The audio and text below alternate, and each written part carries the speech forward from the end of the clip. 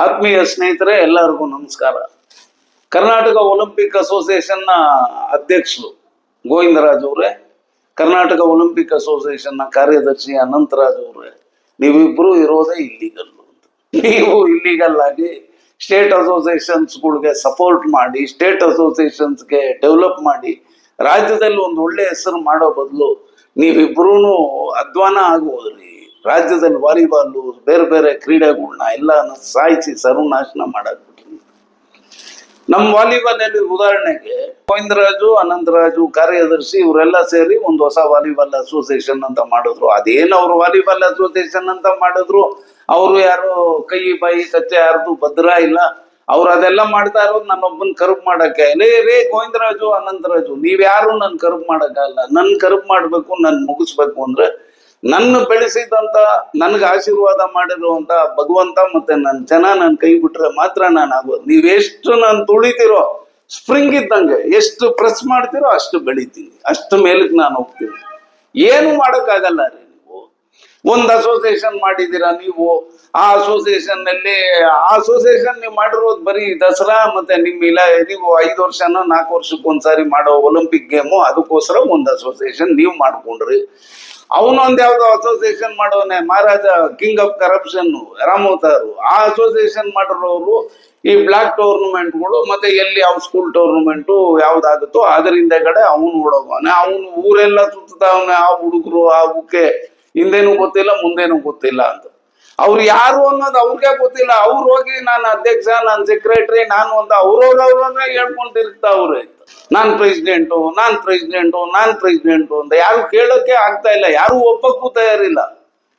ಇನ್ನಿಷ್ಟು circus ಮಾಡಿದ್ರು ಒಪ್ಪೋದಿಲ್ಲ. ಅರೇ, ಹಾಲು ಕುಡ್ದಿದ್ ಮಕ್ಳೇ ಬದುಕಲ್ಲ, ಇನ್ ವಿಷ ಕುಡ್ದಿದ್ ಮಕ್ಳು ಹೆಂಗ್ರಿ ಬದುಕಾಗ್ತೈತೆ? ವರ್ಷದ್ಗಳು ಕಳ್ಕೊಂತಾವ್ರಿ ಎಲ್ಲಾರು. ಏನು ಆಗಲ್ಲ ರೀ. ಕರ್ನಾಟಕ ಅನ್ಬಿಟ್ಟು ವಾಲಿಬಾಲ್ ಫೆಡರೇಷನ್ ಆಫ್ ಇಂಡಿಯಾನೂ ಆಗಲ್ಲ. ಕರ್ನಾಟಕ ಅನ್ಬಿಟ್ಟು ನಮ್ಮ ಒರಿಜಿನಲ್ ಅಸೋಸಿಯೇಷನ್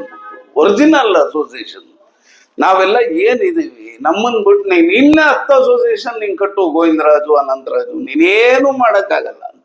ನಮ್ಮ ಅಸೋಸಿಯೇಷನ್, ಆ ಬಾಕ್ಸಿಂಗ್ ಅಸೋಸಿಯೇಷನ್ ಅವ್ರು ಏನಾಯ್ತು ಅಂತ ಸೆಲೆಕ್ಷನ್ಗಳು ಮಾಡಿದೀರಾ, ನಿಮಗ್ ಬೇಕಾದವ್ರನ್ನ ಕರ್ಕೊಂಡ್ಬಂದು ನೀವೇ ಮಾಡ್ಕೊಂಡು ನಿಮಗ್ ಬೇಕಾದವ್ರನ್ನೇ ಆಡಿಸ್ಕೊಂಡು ಹೋಗ್ತಾ ಇದ್ದೀರಾ. ಅದೇನೋ ಸ್ಟೇಟ್ ಮಿನಿ ಒಲಿಂಪಿಕ್ಸ್ ಏನೋ ಮಾಡ್ತಾ ಇದೀಯ ಅಂತ.